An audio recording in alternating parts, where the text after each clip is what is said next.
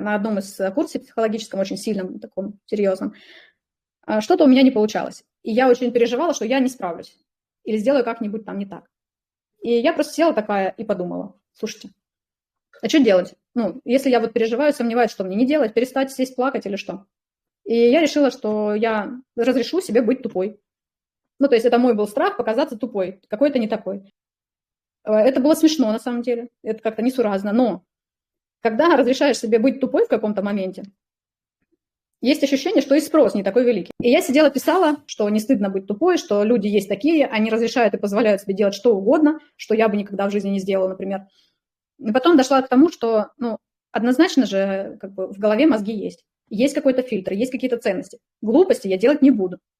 А снять с себя супер ожидания, супер какой-то идеальный, вот этот идеалистичный портрет, вот эта история помогла. И я такая села, фух, если я тупая, я могу делать как-нибудь, вот я просто сделаю, а потом буду улучшать и так далее. По факту я сделала все как положено, просто сняла с себя вот эти какие-то супер ожидания.